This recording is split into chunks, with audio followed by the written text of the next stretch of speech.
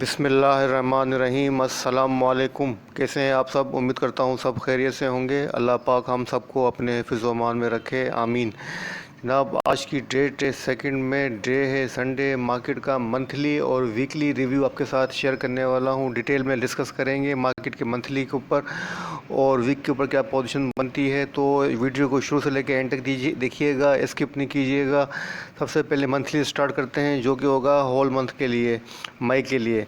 तो आपके सामने ही मैंने मंथली चार्ट ओपन किया हुआ है। इसमें आप देख सकते हैं क्लोजिंग जो हुई है जनाब, वो 3 ब्लैक के ऊपर हुई है, जो कि एक बेरिश पैटर्न है। और मार्केट ने मंथली जो अपनी क्लोजिंग एडजस्ट की है वो 44,262 के पास नेगेटिव क्लोजिंग एडजस्ट की है।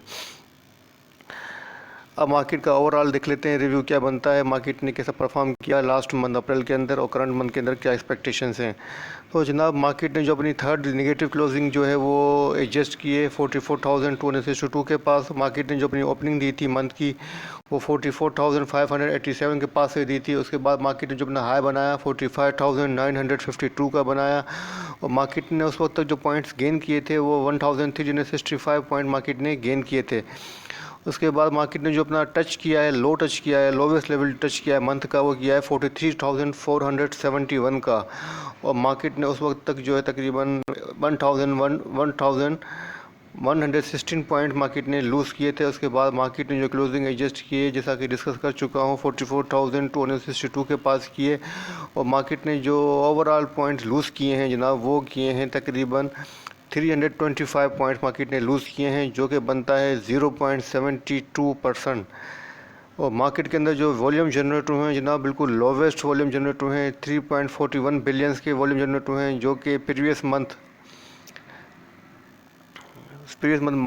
मार्च से जो है -33.78% लो गए हैं। और जो इसकी पोजीशन देखी जाए तो सिंस नवंबर 2020 से लेके टिल टू डेट तक जो है ये लोवेस्ट वॉल्यूम रहे हैं, 6 मंथ के लोवेस्ट वॉल्यूम रहे हैं। और मार्केट ने जो जनाब अपने ये मंथली पोजीशन है उसके अंदर मार्केट ने जो अपनी R1 थी, रेजिस्टेंस 1 46,450, उसको टच नहीं किया है इंटायर मंथ के अंदर। इंटरेस्ट जो है इसको मैनेज नहीं कर सका 46,450 को। और क्लोजिंग जो हुई है मार्केट की जनाब, वो प्रीवियस मंथ की जो S1 थी, सपोर्ट 1 42,707, उससे ऊपर हुई है। अब चार्ट फॉर्मेशन के हिसाब से जो इंडेक्स के पास जो सपोर्ट्स हैं, जो इंडेक्स की क्लोजिंग हुई है वो सपोर्टिंग रीजन के अंदर हुई है। और यहाँ पर इंडेक्स को स्ट्रॉन्ग सपोर्ट्स का सामना करना पड़ेगा, जो कि बनती हैं जनाब 43,400 से लेके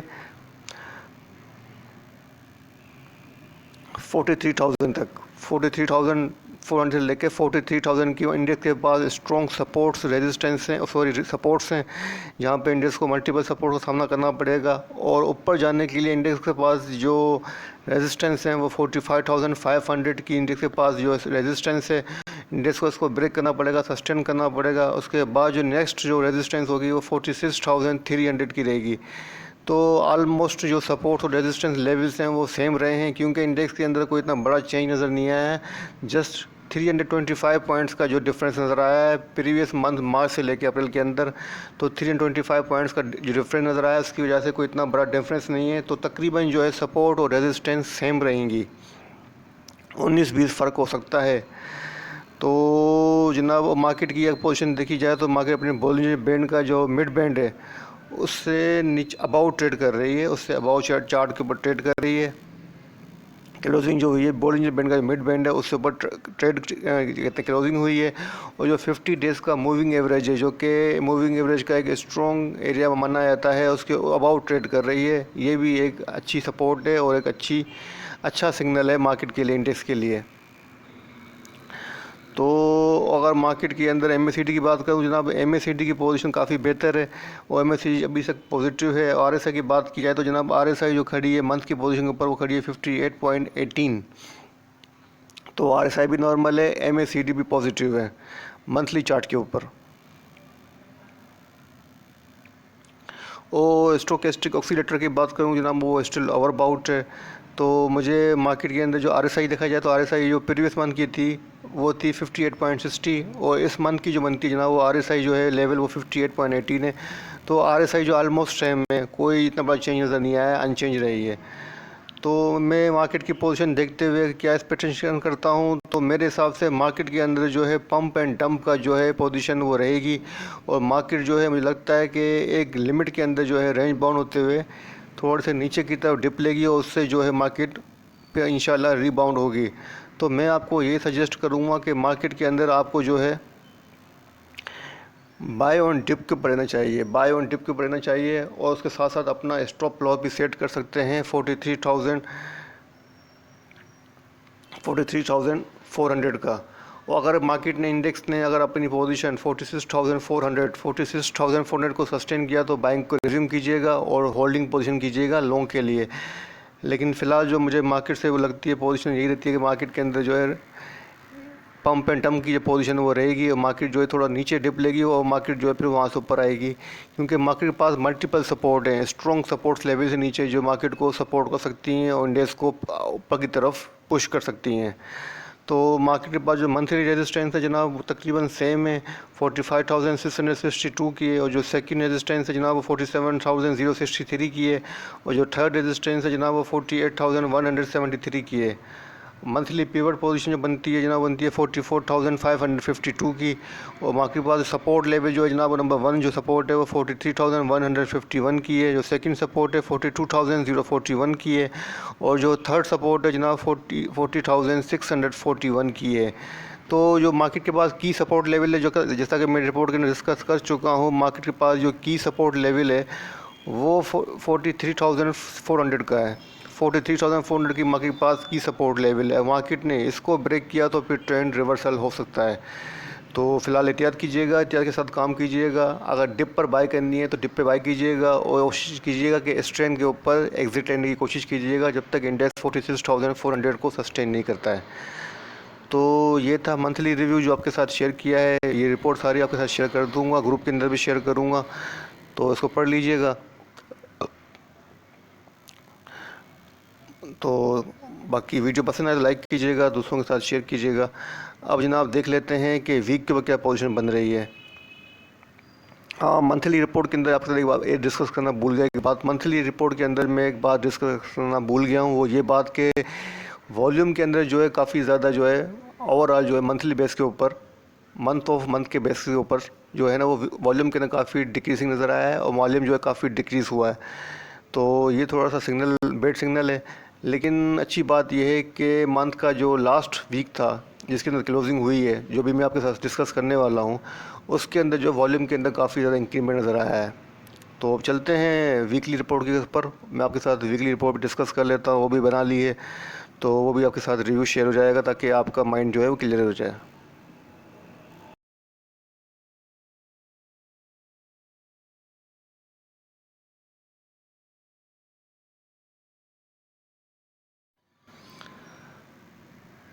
तो जनाब आपके सामने ये मैंने वीकली रिपोर्ट भी आपके साथ ओपन की हुई है, जो कि रिव्यू होगा वीक का 3 मई से लेके 9 मई के लिए 9 मई के लिए होगा।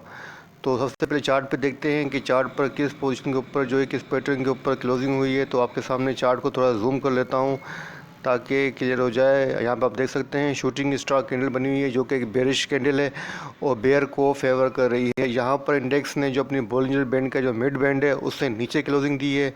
जैसा कि मैं आपके साथ डिस्कस करता हुआ आया हूँ कि इंडेक्स ने कंटिन्यू अपनी बोलिंजर बैंड के मिड बैंड को ऑनर दी है और इंडेक्स यहाँ पे टच करके फिर रिबाउंड हो जाता है। लेकिन इस बार जो इंडेक्स ने बोलिंजर बैंड का जो मिड बैंड है उससे नीचे क्लोजिंग दी है और जो 5 डेज़ का मूविंग एवरेज है शॉर्ट टर्म का और जो 9 डेज़ का मूविंग एवरेज है उससे भी नीचे क्लोजिंग दी है।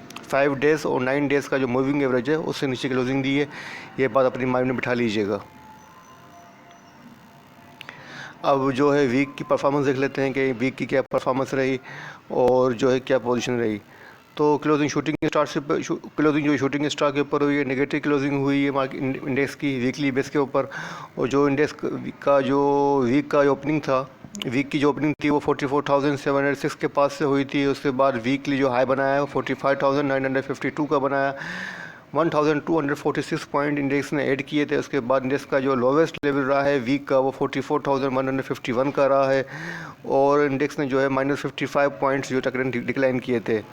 और आखिर में जो लास्ट में जो क्लोजिंग एडजस्ट हुई जनाब वो 44,262 के पास हुई है और इंडेक्स ने जो ओवरऑल पॉइंट लूज़ किए हैं वो -44 पॉइंट्स इंडेक्स ने लूज़ किए हैं, जो कि बनता है 0.99%। इतना बड़ा कोई डिफरेंस नहीं है, बिल्कुल छोटा सा डिफरेंस है, 0.99%। और जो वॉल्यूम जनरेट हुए हैं जनाब, वॉल्यूम मार्केट के जिले में है वो 810.08 मिलियंस के जो है वॉल्यूम जनरेट हुए हैं, जो कि काफ़ी अच्छे वॉल्यूम रहे हैं, जो कि प्रीवियस वीक का जो वॉल्यूम थे वो 567.49 मिलियंस थे, उससे तकरीबन 70.60% हायर गए हैं। तो अच्छे वॉल्यूम जनरेट हुए हैं वीक के ऊपर। जहाँ पर आपने एक बार नोटिस की होगी कि इंडेक्स ने जैसे ही अपनी जो सपोर्ट वन थी, वीक की सपोर्ट वन 44,171 प्रीवियस वीक की, उसको जैसे ही टच किया वहाँ पर वॉल्यूम के अंदर काफ़ी इंक्रीमेंट नज़र आया। तो जो कि इस बात को इंडिकेट करता है कि नीचे की तरफ जो है लोअर साइड के ऊपर बायर का इंटरेस्ट है और बायर वहाँ पे बाइंग के अंदर इंटरेस्टिंग है। ये एक पॉजिटिव साइन है, इसको नोट कीजिएगा। तो जनाब मार्केट के पास जो पोजीशन बनती है वो के साथ डिस्कस कर चुका हूँ पहले भी मंथली के ऊपर, तो वीक के ऊपर कर देता हूँ कि जो इम्पोर्टेंट सपोर्ट हैं वो 44,300 से लेके 43,800 की हैं, जो कि प्रीवियस वीक की थी। तो सेम इस वीक की भी वही रहेंगी, 43,800 की रहेंगी। और हालांकि इंडेक्स ने इसको क्रॉस भी किया है 46,300 को, लेकिन मैंने लिख दिया है कि 44,300 से लेके 43,800 तक, 44,300 से लेके 43,800 तक जो है ये इम्पोर्टेंट मल्टीपल सपोर्ट्स हैं यहाँ पर इंडेक्स के पास, जो इंडेक्स को ऊपर की तरफ पुश कर सकती हैं। तो ये पूरा रीजन लिख लीजिएगा, 44,300 से लेके 43,800 का ये इंडेक्स के पास स्ट्रॉन्ग सपोर्ट रीजन है। अगर इंडेक्स ने इसको ब्रेक किया तो फिर इंडेक्स जा सकता है नीचे की तरफ और फिर ट्रेंड रिवर्सल भी आ सकता है।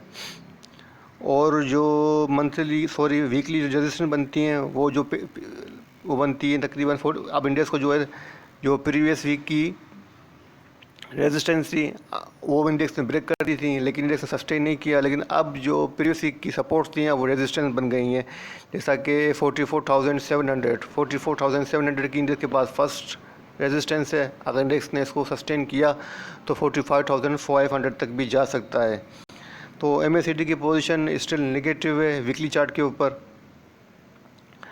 और RSI की बात करूं जनाब, RSI जो है वो 51 हुई है, 54 लेवल जो था 54.21 थी प्रीवियस वीक के अंदर, लेकिन इस करंट वीक के अंदर जो क्लोजिंग हुई है 51 के ऊपर, ये हल्का सा डिक्लाइन नज़र आया है RSI के अंदर। अगर इंडेक्स की चार्ट फॉर्मेशन के हिसाब से बात करूँ और ओवरऑल समरी में बात करूँ तो जनाब मेरे हिसाब से जो क्लोजिंग हुई है वीक की वो न्यूट्रल क्लोजिंग हुई है। ना बायर्स कंट्रोल कर सके हैं ना सेलर्स कंट्रोल कर सके हैं, ना बायर्स का कंट्रोल रहा है ना सेलर्स का कंट्रोल रहा है। इंडेक्स को अभी तक अपनी पोजीशन डिसाइड करने के लिए, अपनी डायरेक्शन डिसाइड करने के लिए टाइम चाहिए। तो मेरे हिसाब से आपको वेट एंड वॉच के ऊपर रहना चाहिए और वेट एंड वॉच की जो पॉलिसी है, स्ट्रेटजी है, उसको कंटिन्यू रखना चाहिए। तो वीक की जो रेजिस्टेंस और सपोर्ट्स हैं जनाब, नंबर 1 रेजिस्टेंस जो है वो 45,426 की है, जो सेकंड रेजिस्टेंस है वो 46,589 की है और जो थर्ड रेजिस्टेंस है वो 47,227 की है और जो वीकली पिवट है वो 44,788 का है और जो फर्स्ट सपोर्ट है जनाब वो 43,625 की है और जो सेकंड सपोर्ट है वो 42,987 की है और जो थर्ड सपोर्ट है वो 41,824 की है। तो स्ट्रेटेजी आपको वेट एंड वॉच की रखनी चाहिए। अगर आप वेट एंड वॉच की नहीं रखना चाहते हैं, बाय करना चाहते हैं, तो बाय वन डिप के ऊपर रहिएगा, लेकिन अपना स्टॉप लॉस सेट कर दीजिएगा 43,300 ब्रेक करे और उसको जो है इससे नीचे क्लोजिंग दे दे किसी डे की या सेशन की, तो आपको फिर एग्जिट लेनी चाहिए। फिर मैं आपको होल्ड करने के लिए नहीं कहूँगा। तो अपना 43,300 का स्टॉप लॉस सेट कीजिएगा और कोशिश कीजिएगा कि स्ट्रेंथ के ऊपर एग्जिट लें जब तक इंडेक्स जो है 46,400 को सस्टेन नहीं करता है। तो ये था मेरा रिव्यू आपके साथ शेयर किया है, वीकली मंथली दोनों रिव्यू आपके साथ शेयर कर दिए हैं, वीडियो भी शेयर कर दूँगा आपके साथ। तो देख लीजिएगा, पढ़ लीजिएगा, चार्ट भी देख लीजिएगा और कोशिश करूँगा कि कल के लिए डेली के लिए भी कुछ आपके साथ डिस्कस करूँ, टाइम मिला तो। फ़िलहाल टाइम नहीं मिल रहा, बिज़ी हूँ, बिज़ी शेड्यूल है। शहादत मौला अली इस्लाम के दिन चल रहे हैं, उसकी वजह से बिज़ी हूँ तो थोड़ा सा टाइम नहीं मिल रहा है। कोई गलती कोताही हो गई हो तो माफ़ कीजिएगा, अपनी दुआओं में याद रखिएगा। ताक रातें स्टार्ट हो चुकी हैं तो मुझे अपनी दुआओं में याद रखिएगा। खुसूसी मेरी वालदा के लिए दुआ कीजिएगा। आप सबका शुक्रगुज़ार हूँ वीडियो देखने का, चैनल लाइक करने का, सब्सक्राइब करने का बहुत बहुत शुक्रिया। अल्लाह हाफ़िज़।